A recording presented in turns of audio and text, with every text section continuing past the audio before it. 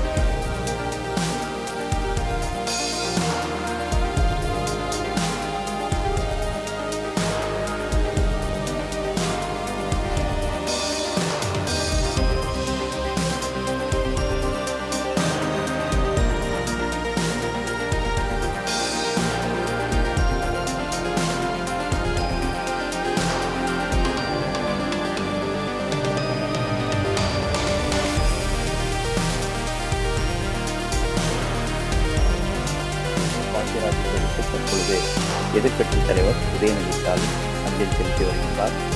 பல்வேறு அரசியல் கட்சியினுடைய பிரபலங்களும் வருகிறது அஞ்சலி செலுத்தியிருக்கின்றார்கள்.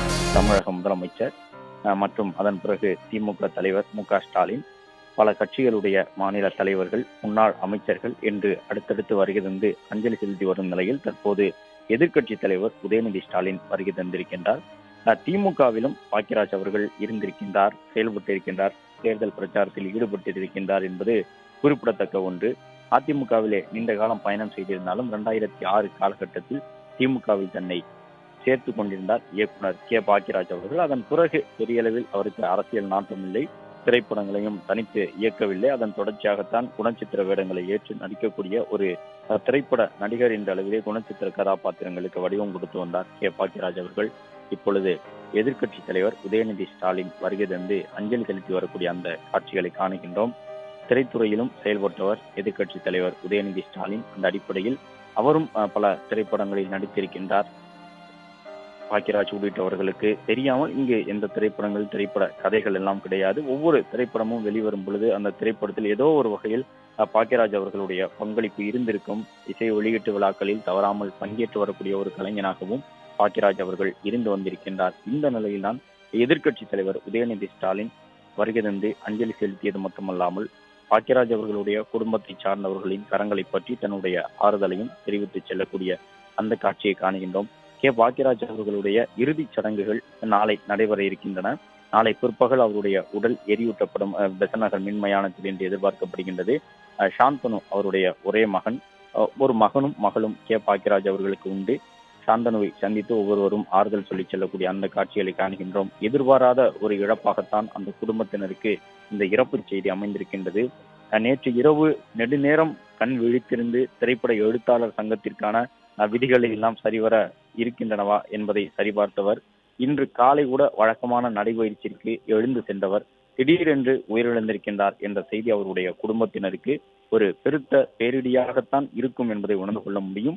ஏனென்றால் இன்று காலை நடைபயிற்சிக்கு சென்று வந்த பிறகு நெஞ்சு வலி இருக்கின்றது என்ற அடிப்படையில் தான் அவர் மருத்துவமனைக்கு அழைத்து செல்லப்பட்டிருக்கின்றார். மறைந்த கே. பாக்கியராஜ் அவர்களுடைய உடலுக்கு அருகில் நின்று அவருடைய குடும்பத்தினர், உறவினர்கள் அஞ்சலி செலுத்தி இருக்கின்றார்கள். கண்கலங்கி அவர்கள் அமர்ந்திருக்கக்கூடிய சூழ்நிலையில்தான் எதிர்க்கட்சி தலைவர் உள்ளிட்டோர் நேரில் வருகை தந்து ஆறுதல் கூறி சென்றிருக்கின்றார்கள் என்பதை பார்த்து வருகின்றோம். பல்வேறு அரசியல் கட்சியினுடைய தலைவர்களும் வந்திருக்கின்றார்கள், திரைத்துறையை சார்ந்தவர்கள் வந்திருக்கின்றார்கள். திரைத்துறையிலே மூத்த நடிகர்களாக இருக்கக்கூடியவர்கள், இயக்குநர்கள், இசையமைப்பாளர்கள் என்று பலர் வருகை தந்து பாக்கியராஜ் அவர்களுக்கு தங்களுடைய அஞ்சலியை செலுத்தி இருக்கின்றார்கள். பாக்கியராஜ் தன்னுடைய நினைவுகளை தனக்கென்று தனியாக ஒரு சமூக வலைதள பக்கம் வைத்து அதிலும் பகிர்ந்து வந்திருக்கின்றார் என்பதையும் பார்த்தறிய முடியும். சமூக வலைதள பக்கங்களிலே பாக்கியராஜ் தன்னுடைய நினைவுகளை எல்லாம் பகிர்ந்திருக்கின்றார்.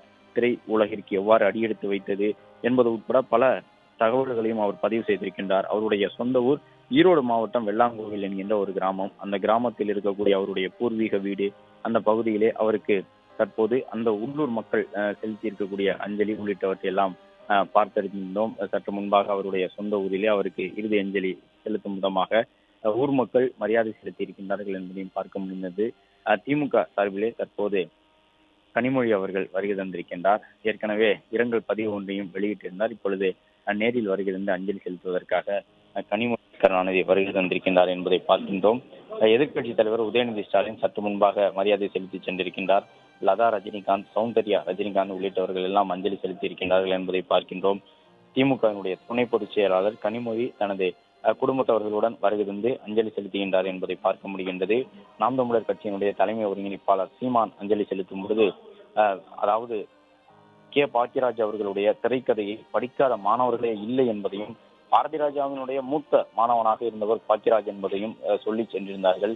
ஒரு 2 வார கால இடைவெளியிலே 2 முக்கியமான ஆளுமைகள் தமிழகத்தின் திரை உலகில் இருந்து விடைபெற்றுக் கொண்டிருக்கின்றார்கள் என்பதைத்தான் பாரதி ராஜா, அதன் தொடர்ச்சியாக பாக்கியராஜ் ஆகிய இருவருடைய இறப்பு செய்திகளும் எடுத்து கூறுகின்றன. ஒய்ஜி மகேந்திரன் உள்ளிட்டவர்கள் எல்லாம் சற்று முன்பாக பாக்கியராஜ் அவர்களுக்கு எந்த அளவு திரை கதைகளின் மீது அந்த நிபுணத்துவம் இருந்தது என்பதை எல்லாம் எடுத்து கூறியிருந்தார்கள். இயக்குனர் பேரரசு உள்ளிட்டவர்கள் எல்லாம் தங்களுடைய திரைப்படங்களுக்கு பாக்கியராஜ் அவர்களுடைய உதவி எவ்வாறு இருந்தது என்பதையெல்லாம் நினைவு கூறக்கூடிய கருத்துக்களை எல்லாம் சொல்லி சென்றிருந்தார்கள். இது மட்டுமல்லாமல் அரசியல் தலைவர்களும் பலரும் வந்து மரியாதை செலுத்தி இருக்கின்றார்கள். திரைத்துறையிலே இயக்குநராக இருந்தார், துணை நடிகர் உள்ளிட்ட நிலைகளில் இருந்தார். அது மட்டுமல்லாமல் இசையமைப்பாளராகவும் இருந்தார் என்பதுதான் பாக்கியராஜை பன்முக கலைஞனாக தமிழ் திரையுலகில் தொடர்ந்து நிலைபெற செய்வதற்கான ஒரு சூழலை உருவாக்கி இருந்தது. பிளே ஸ்டோர் மற்றும் ஆப் ஸ்டோரில் இருந்து பாலிமர் செயலியை QR கோடு மூலம் பதிவிறக்கம் செய்யுங்கள். செய்திகளை உடனுக்குடன் பெறுங்கள்.